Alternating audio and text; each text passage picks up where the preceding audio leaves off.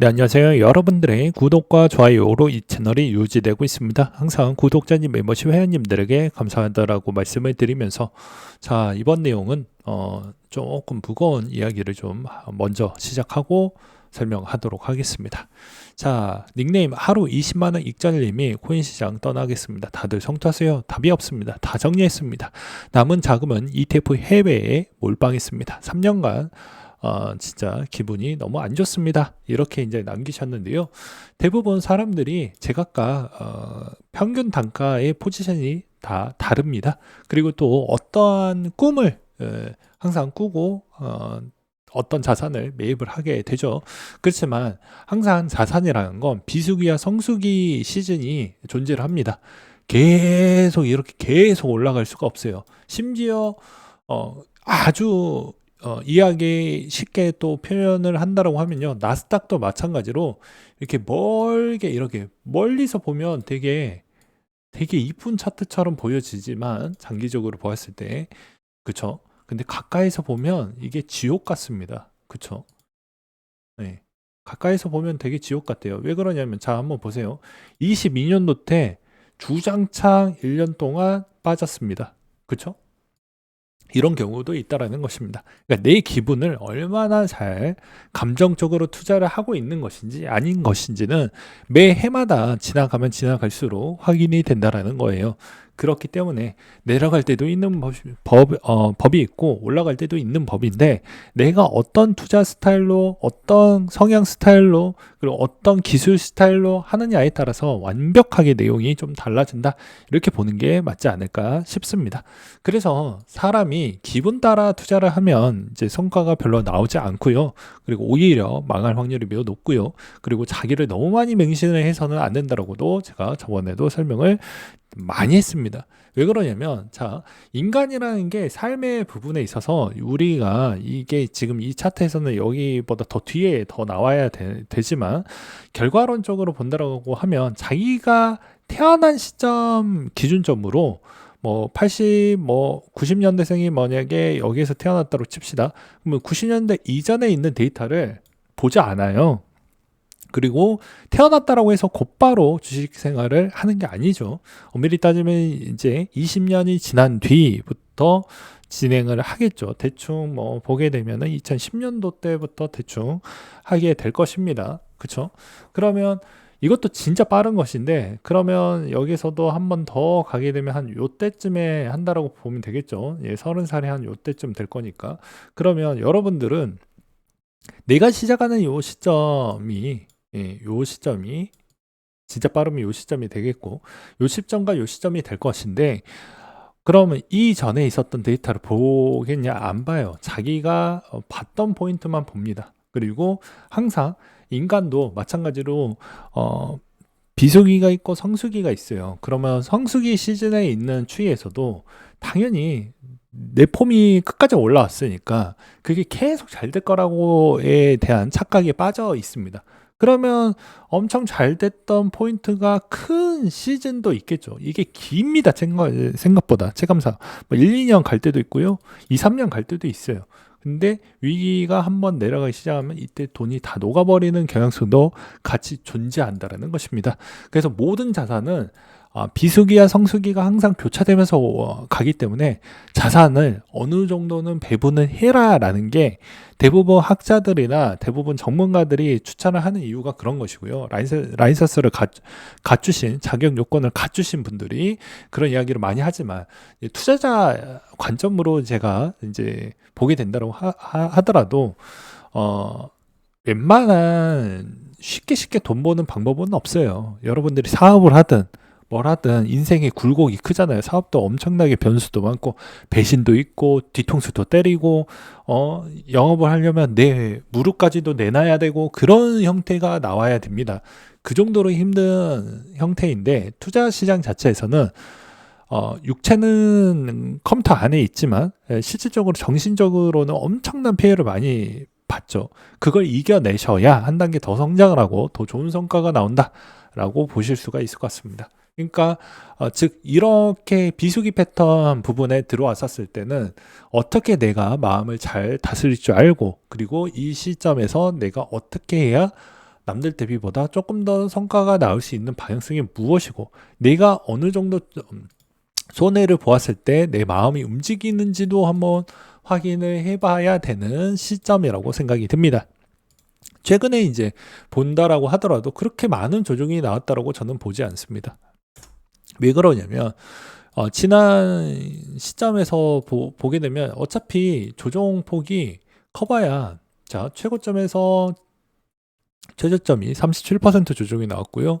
그리고 이때도 조정이 크게 나왔을 때도 마찬가지로 31% 정도가 나왔습니다. 평균 30%대 계속 놀고 있다라는 것입니다.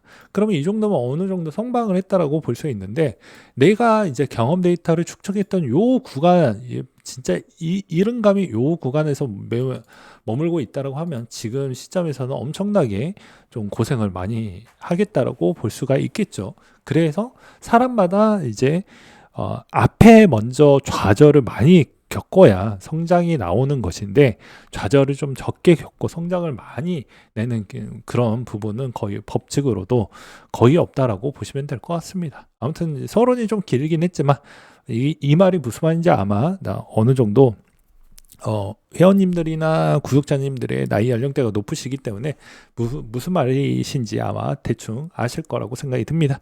그 다음으로 이제 이번에 CME 갭이 또 채워졌는데요. 어차피 이제 채워질 건 채워지고 우리에 있는 전략은 계속 모아가시는 분들은 계속 모아가셔는 전략으로 계속 가져가셔도 되고 여기서 좀 지루해지는 패턴으로 나올 확률도 2월 달에 이제 유의미하게 반등을 어느 정도 때까지 나와야 되냐면 100K 정도까지는 회복을 해 주어야 그 다음에 쭉 올라갈 수 있다고 했습니다.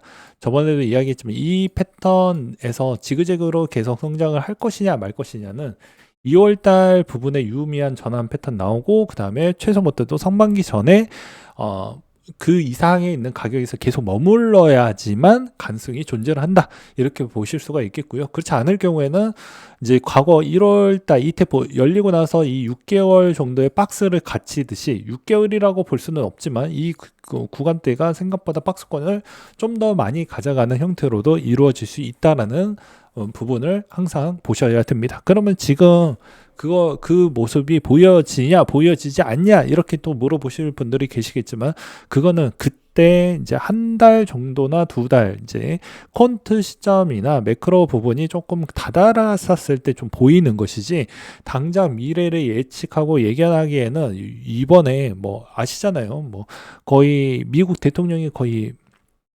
지나가는 그 관종 거의 뭐 유튜버급처럼 그냥 아무 생각 없이 막 SNS에다가 막 글 써버리는 형태로 막 엄청나게 막 움직이고 그런 실정인데 얼마나 대응하기가 빡세겠습니까? 지금 채권 전문가들도 지금 눈에서 거의 고드름이 얼 정도로 계속 미칠 것 같다라는 이야기가 제 주변에서도 많이 들리고 있는 실정입니다. 그 정도로 난이도가 역대급이다. 왜냐 사람이 되게 일관적으로 포지션을 보여주면은 정책이 일관적으로 보여주면 상관이 없는데 정책이 아니고 내 마음 가는 대로 감정적으로 글 써버리고 말고 이래 버리니까 그것도 대통령이라는 수장이 미국 대통령이라는 수장이 그런 형태이다 보니까 여러분들도 투자할 때 난이도가 극악이다라는 점을 좀 참고로 해 두시길 바라겠습니다.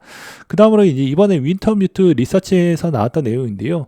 상방 가능성이 높아 보인다라는 게 이제 내용이 요약된 내용입니다. 여기서도 이제 보게 되면 급락이 나왔는데 공매도가 나왔죠. 우리는 이제 과거 패턴을 알고 있기 때문에 얼추 알 수가 있습니다. 공매도 비중이 있었는데 여기서 이제 추가적으로 누가 이제 물량을 던지고 있냐, 이제 ETF에서 순 유출 물량이 나와주고 있다 이렇게 보시는 게 맞지 않을까 싶습니다.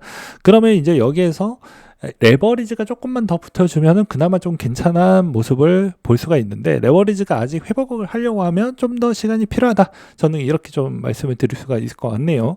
그래서 현 시점에서는 저도 개인적으로는 지금에 있는 이 가격에 못해도 80K 정도만 유지를 해준다라고 하면 최악의 80K가 유지를 해준다고 하면은 그래도 승산은 있다. 라고 말씀을 드릴 수가 있을 것 같습니다. 만약에 80K가 깨지는데 급락이 너무 크게 빠지면서 뭐 이런 패턴이 나왔다, 뭐 이런 패턴이 나왔다 라고 한다라고 하면은 저도 중간에 선조를 할 수 있는 가능성도 열려져 있습니다. 왜냐? 제 돈은 제가 지키기 때문이죠.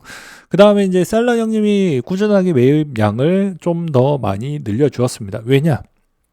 병단이 높아졌는데 여기서 ETF 동향을 대충 보다 보니까 사이즈가 안 나오는 거죠. 그러니까 자기가 더 많이 산 거예요. 그래서 지금 이 가격대를 커버를 해주고 있는 모습입니다. 엄밀히 따지면은 셀러 형님은 벌써 2,500억 원 정도 손해를 보고 있는 실정인데요. 그래도 DATA에서 가장 큰 형님이 자금 조달에만 문제만 없다라고 하면, 공매도가 조금 덜 끼기만 한다라고 하면 충분히 계속해서 매입량은 1년치 정도는 잘 모아질 것이다. 그리고 비트마인도 이제 해결을 했기 때문에 크게 문제될 건 없다라고 말씀을 드릴 수가 있을 것 같습니다. 그 다음으로 이제 코인베이스 쪽에서 추이가 있는데요. 코인베이스의 브라이어 암스트롱이 이런 발언을 좀 했다라고 합니다. 이제 핵심은 은행들이 위협이 아니라 기회로 인식할 수 있도록 사고적 전환이 필요할 것이다 라고 이야기를 했는데요. 이게 이제 그만큼 이 클래리티 법안 부분이 서로의 어떻게 보면 존중을 통해 가지고 되었으면 좋을 것 같은데, 그게 애매하게 지금 걸쳐져 있다 보니까 이제 서로 약간씩 줄다리기를 하고 있는 그런 과정이라고 보시면 될 것 같습니다. 그 다음으로 이제 요즘에 금이 또 한번 달려주고 있는 실정인데요. 이제 비트코인과 금의 과거에 73년도와 80년도 추이에서 21년도와 25년도 추이 데이터를 비교를 했었을 때 유사한 배경이 좀 나와주고 있다고 하는데요. 저는 솔직히 말해서 저는 매크로나 퀀트 쪽 위주로만 좀 많이 보고 있는 상황이다 보니까 이게 많이 와닿지는 않습니다. 그냥 내가 힘들 때 이렇게 해석할 거냐 저렇게 해석할 거냐 이런 차이인 것이지 크게 의미는 없다라고 저는 말씀을 드릴 수가 있어요. 그 대신 여기서 핵심적인 포인트를 하나 집어드린다고 치면, 금이 이 정도만큼 올라왔었을 때는, 금이 한번 내려갔었을 때 총 자산의 1, 2%씩만 조정을 준다라고 해도 전체 자산 범주가 크기 때문에 금 선물이나 그다음 옵션 시장도 크다 보니까 당연히 이거는 나머지 자산 쪽으로 흡수되는 총량이 늘어난다라고 보는 게 맞지 않을까 싶습니다. 그래서 금이 달려줄 만큼 달려주었다가 조정이 나왔을 때 시장의 조정폭도 다 같이 크겠지만 회복 탄력성은 나머지 기타 자산 쪽으로 이제 프리미엄이 많이 들어가게 되지 않을까라고 생각을 하고 있습니다. 그 다음으로 이제 그나마 좀 긍정적으로 볼 수 있는 알트코인 내용도 또 가져가 봤는데요. 최근에 이제 트렌드 리서치나 비트마인에서 대부분 좀 계속 스테이킹을 해주고 있다라는 모습은 좀 긍정적으로 볼 수가 있을 것 같고요. 그리고 이제 새해가 됐기 때문에 각 레이어 1에 있는 애들이 이제 실적과 그 다음에 두 번째로는 올해 새해 목표 부분에 따른 우리의 방향성을 제시를 해주고 있는 이런 내용에서 여러분들이 돈이 될 만한, 그리고 최대한 그런 코인 가치적인 부분에서 좀 수익화된 모델이 좀 더 구체화되어져 있는 애들 위주로 편성을 해서 가져가는 게 올바르지 않을까라고 생각이 들면서 이상으로 마치도록 하겠습니다.